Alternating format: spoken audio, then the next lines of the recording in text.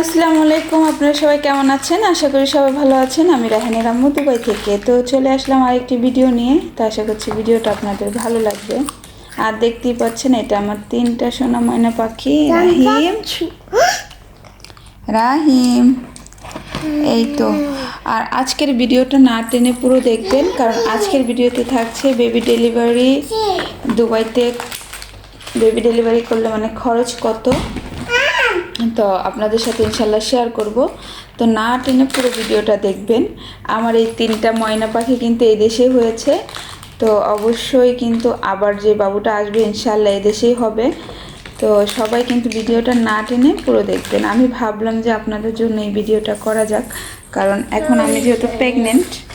তো এখন দেখুন, এই যে পেটে আরেকটা ময়না পাখি আসবে। তো অনেকেরই বাচ্চা হবে এখানে, হয়তো কারো আত্মীয় স্বজনের হবে, হয়তো কারো বোনের হবে, কারো মেয়ের হবে।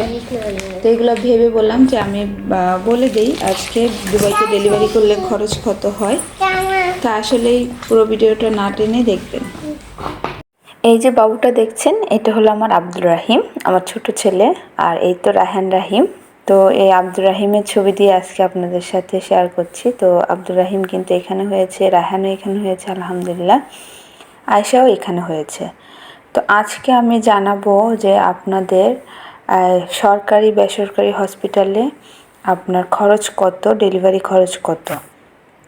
তো সম্পূর্ণ ভিডিওটা কিন্তু না টেনে দেখতে হবে তাহলে।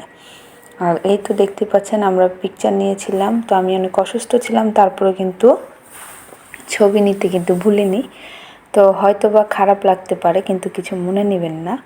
তো ইনশাল্লাহ সম্পূর্ণ ভিডিওটা দেখে যাবেন। আমি আজকে বলবো কিন্তু দুবাইতে ডেলিভারি খরচ কত। অনেকের আছে যে ওয়াইফ আনতে চান, এনে ডেলিভারি করাতে চান, কি ওয়াইফ আসছে ডেলিভারির জন্য ভয় পাচ্ছেন, তাদেরও কিন্তু এটা উপকারে আসবে। কারো স্বামী নিয়ে আসতে চায়, কিন্তু তাদেরও কিন্তু এটা উপকার আসবে। এই দেখুন আমার ছোট্ট আব্দুর রাহিম, মাশাল্লাহ। আর আজকে আমি ঘরে রান্না করব হলো, এটা দেখতেই পাচ্ছেন পুঁটি শুটকি। তো আমি ভিজিয়ে রেখেছিলাম হালকা কিছুক্ষণের জন্য, তো আমার শুটকিগুলো নরম হয়ে গেছে। আর ওদিকে দেখতে পাচ্ছেন কাঁচামরিচ। আর আজকে আমি শুটকি দিয়ে, কাঁচামরিচ দিয়ে, আর পেঁয়াজ দিয়ে, রসুন দিয়ে তো পুঁটি শুটকি ভর্তা করব ব্লেন্ডারে। আর যদি পাটায় করতে পারতাম আরও ভালো লাগতো। তো এই তো কাঁচামরিচ নিয়ে নিয়েছি ঝাল ঝাল দেখে, আর একটা পেঁয়াজ কেটে নিয়েছি। আর অনেকে বলে পুঁটি শুটকিতে ময়লা নেই, এই দেখুন কত ময়লা। আর কতগুলো আইসটা দেখুন, আমি জালিতে নিয়েছি তাই কিন্তু বোঝা যাচ্ছে। দেখুন কত কত ময়লা বের হয়েছে পুঁটি শুটকিতে। আসলে কিন্তু সব শুটকিতেই ময়লা আছে। তো এই তো অনেকে বলেন, তো তাই একটু আপনাদের সাথে শেয়ার করলাম। অবশ্যই ভালো করে ধুয়ে শুটকি খাবেন। তো আমি এখন তেল দিয়ে এগুলো সুন্দর করে দিয়ে দিলাম। তো আমি আসলে শুকনো মরিচ দিয়ে করলে খুবই ভালো হতো। আমি আজকে জাউ রান্না করব। আমার নানার বাড়ি হলো যেহেতু কুমিল্লা, তো ওইখানে কিন্তু জাউ রান্না করে খায়। কাদের কাদের কুমিল্লা দেশের বাড়ি অবশ্যই কমেন্ট করে জানাবেন। তো অ্যাটলিস্ট কি যে আমিও কিন্তু জাউ পছন্দ করি, বাট আমার পক্ষে সম্ভব না নানার বাড়ি গিয়ে জাউ খাওয়া। তাই আমি নিজেই কিন্তু কিছু করে আর কি জাউটা বানানোর চেষ্টা করছি। আমি কয়েকদিন ধরে চালটা ভিজিয়ে ঢেকে রেখেছিলাম। তো আজকে আমি রান্না করছি, তো কুকারে বসিয়ে দিয়েছি। আমি যেহেতু এত পারি না ভালো করে, আর আমি কখনো করিও নেই, তাই এরকম আর কি। কিন্তু আমার খেতে ইচ্ছে করছে, তো কী করব বলেন। আর এখানে পেঁয়াজগুলো ভেজে নিলাম। আর এটার সাথে লাল মরিচ দিয়ে কিন্তু ভর্তা ভালো হয়, বাট আমার যেহেতু বাচ্চা পেটে, তো আমি চাচ্ছি না যে লাল মরিচ খেয়ে কোনো গ্যাস কোনো সমস্যা হয়, বেশি খেলে যেন কোনো সাইড এফেক্ট না করে, তাই কিন্তু আমি কাঁচামরিচ দিয়েছি। আর এই তো শুটকিগুলো আমি সুন্দর করে ভেজে নিচ্ছি। আমি কিন্তু শুটকিটা এই প্রথমবার ভর্তা করছি, তো আমার হয়তো একটু খারাপ হবে, ভেঙে যাচ্ছে, যেটাই হোক আমি কিন্তু এত বুঝে উঠতে পারছি না। আমার কথা হলো ভাজাটা হয়ে গেলেই হলো, শুটকিটা মানে কুক হয়ে গেলেই হলো।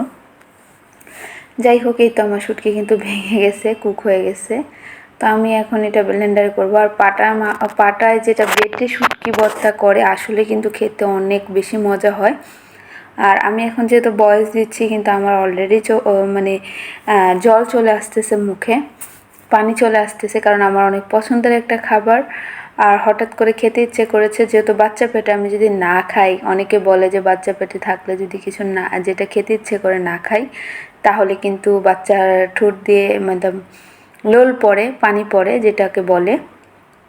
যাই হোক, এই তো আমি ভর্তা করার জন্য একদম নিয়ে নিয়েছি সব কিছু। আর এটা আসলে আমার থেকে ইচ্ছে হচ্ছিল যে লাল মরিচ দিয়ে করি, বাট আমি এর জন্য কিছু কাঁচা মরিচও লাল লাল দেখে নিয়েছি, আর কিছু করার নেই, যেগুলো ছিল। আর এখন লবণ দিয়ে দিলাম।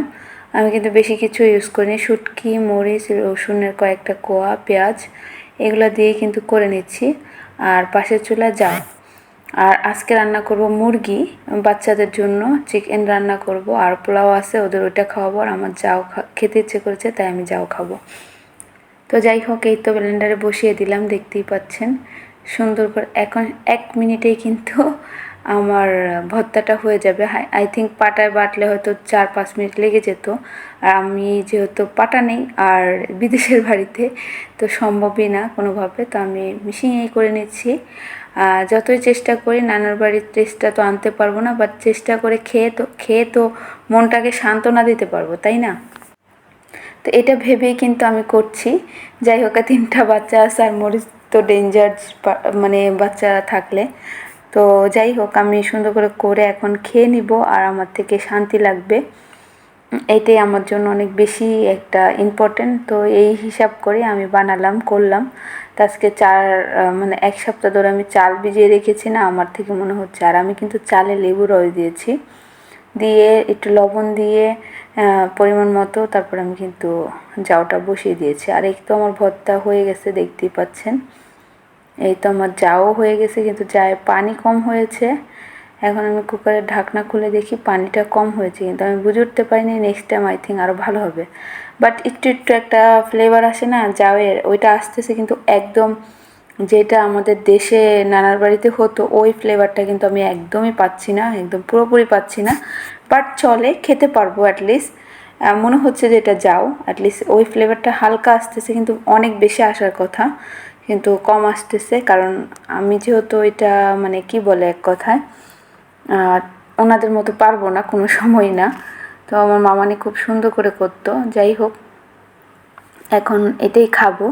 আর অ্যাটলিস্ট খেয়েছি, আমার এখন জিভে জল আসতেছে, আমি যেহেতু বয়স দিচ্ছি। আচ্ছা যাই হোক, আমি এখন মূল কথায় যাই আর চিকেন রান্না করি, আপনারা দেখতে থাকেন, ভিডিওটা কিন্তু সম্পূর্ণ করবেন। আচ্ছা, আমি দুবাইতে যখন আমার মানে বাচ্চা রাহান হয়েছে, তো আমার ওই বাচ্চাটা হয়েছে সরকারি হসপিটাল, প্রাইভেট হসপিটালে, সরি।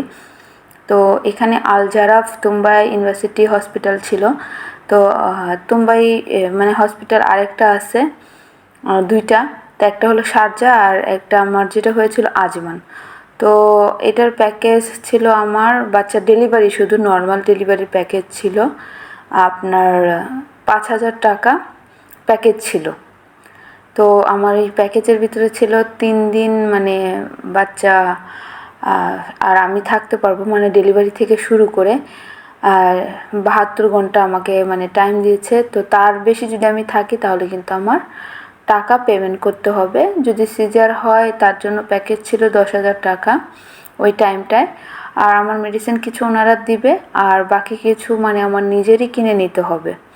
তো মোট কথা হলো, আমাকে একটা চেক আপ দিবে, 2টা চেক আপ দিবে ডেলিভারির আগে, আর ডেলিভারি শেষে আমাকে একটা চেক আপ দিবে 1 মাস পর। এটা হলো কথা, মূল কথা। তো এটা হলো নর্মাল ডেলিভারির সময়। তো রাহিমের সময় সেম ছিল প্যাকেজ, সেম প্যাকেজে নিয়েছিলাম। তো সেম হসপিটালে রাহিমও হয়েছে, ওইটা ছিল প্রাইভেট হসপিটাল। আর সরকারি হসপিটালের কথা বলতে গেলে, আমার আয়শা যখন হয়েছে, তখন ও হয়েছে কাশ্মীয়াতে। তো ওর সময় আমার ডেলিভারি প্যাকেজ মানে এটা 14,000 টাকা এরকম কিছু থাকে, বাট মাইনাস করে হেলথ কার্ড থাকে 7,000 টাকা, সেটা হলো নর্মাল ডেলিভারির প্যাকেজ। আর যদি সিজারিয়ান হয়, তাহলে হলো আই থিঙ্ক পুরো 14,000 নাকি 10,000 এরকম দিতে হয় কাশ্মীয়াতে। মানে একটু তারা ডিসকাউন্ট করে দেয়, তাদের বলতে হয় এটাই। তো যাই হোক, কিন্তু আপনার ট্রিটমেন্ট মাশাল্লাহ করে আমার থেকে মনে হয় প্রাইভেট হসপিটাল থেকে বেটার আপনার সরকারি হসপিটালই, কারণ তাদের মানে চেক আপ খুবই ভালো থাকে। তাদের সব কিছুই ভালো, তাদের ডেলিভারির মানে সিস্টেমও অনেক অনেক উন্নত। কারণ গভর্নমেন্ট হসপিটাল, তাই তারা কিন্তু একদম যার ডেলিভারিটা হয় একদম প্রপারলি তাকে ট্রিটমেন্ট করার চেষ্টা করে। তো একটা মানে শুধু আমি আপনাদের বললাম যে ডেলিভারি খরচই হবে এখানের 5,000 দেরাম, যদি 5-6 হাজার দেরামের প্যাকেজ থাকে তো প্রাইভেট হসপিটালে, আর যদি সরকারি হসপিটালে করতে যান নর্মাল ডেলিভারি তাহলে 7,000 কিন্তু প্যাকেজ থাকে। তো আপনারা দেখে শুনে করে নেবেন, একদম ইজি, কোনো এখানে টাপ নেই। আপনারা যাবেন, হসপিটালে যাবেন, কথা বলবেন। আর প্রাইভেট হসপিটাল সব হসপিটালে কিন্তু ডেলিভারি করায় না। আপনারা সব হসপিটালে হয়তো বা গাইনি আছে, গাইনিকোলজি আছে, আপনারা চেক আপ করতে পারেন, কিন্তু ডেলিভারি করায় কিছু কিছু হসপিটালেই। তো আপনারা অবশ্যই যাচাই করে যাবেন। আপনারা যেতে পারেন শারজা হলে তুম্বাইতে যেতে পারেন, তারপরে আজমান তুম্বা ইউনিভার্সিটি আছে। আর গভর্নমেন্ট হসপিটালে যদি যেতে চান কাসমিয়াতে যেতে পারেন, শেখ খলিফাতে যেতে পারেন। আশা করছি ভিডিওটা আপনাদের কাজে আসবে, অবশ্যই কমেন্ট করে জানাবেন।